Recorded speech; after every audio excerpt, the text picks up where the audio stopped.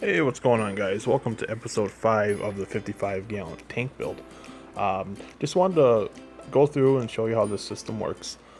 So as you can see, the water is flowing with an overflow, standpipe overflow, into the first compartment up top, which is filled with filter floss to filter out all of the large particulates and food and etc. And then from there, it flows down to another container filled with 3/4 inch bio balls. And I know there's a lot of dispute on the functionality of bio balls, but if pre-filtered properly and aerated and having the water evenly distributed properly, bio balls work great. A lot of people say, oh, they're nothing but a nitrate factory. Well, technically everything is considered a nitrate factory if you really think about it. But if the bio balls do their job and they're not submerged and the water is pre-filtered heavily by use of filter floss or filter socks before the water reaches the bio balls, then that's a plus. Then they work as they're supposed to.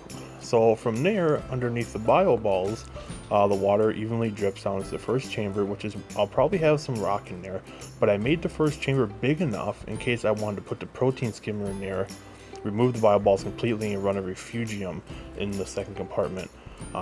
I didn't want to go with the refugium yet until I get a little more comfortable with this sump. This is my first sump design, so yeah, so just in case. So I'm gonna put live rock in the first chamber, and then right now I just have the tank filled with fresh water, just so you guys can kind of check it out with it full, the overflow and the return line right there, which I think looks really nice.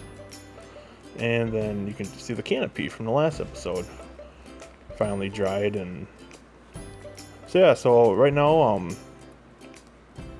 going to show you guys this line right here. This is the return line, and even though I properly cemented everything and that hose clamp is really tight, I'm getting some drips, which I guess it's not a problem right now, but it keeps following the hose, the drips, and running out of the tank.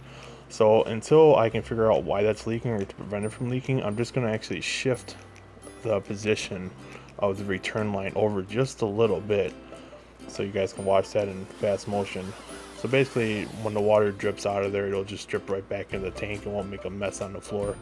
But more than likely tomorrow I'm gonna take that apart, and I'm guessing that the hose is just not completely flush, and it's not butting up against that valve just right. And I know you guys are probably yelling at me for using a ball valve and not any other kind of valve, but I like ball valves. I know they can get clogged up and all that, but hey, live and learn.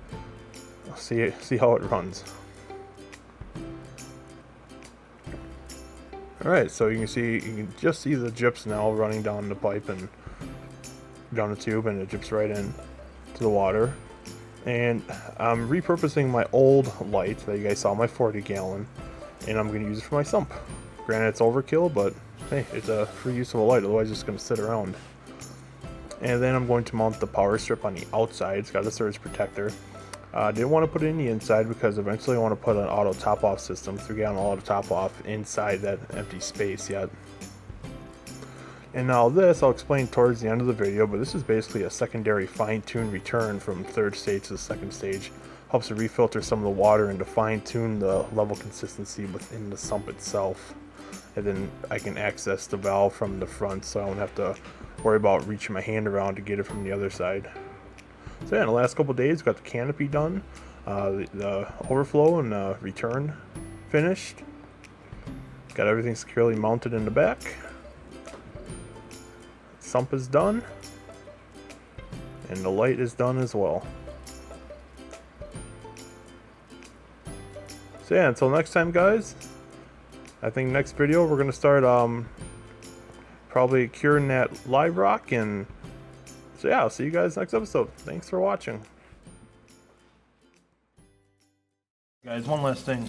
I know there's some people online that are cautious on this type of setup and flow to keep your water level in your return stage consistent. But the main thing is, when I get this to my new house and I back it against the wall, I'll be able to adjust the intake and return valves, but I'm not going to be able to get down behind here and monitor it as I'm doing it. So that way, for ease of access, I put that control valve there.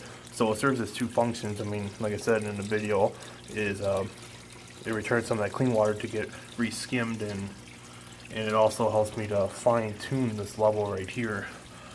Normally I see people just run a T right here and then return it back, which is very well something I might do yet.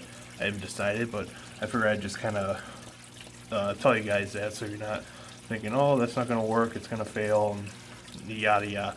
But I'm pretty confident in the system, and I have seen it working before, especially in local fish stores. So, yep. Until next time, thanks, guys.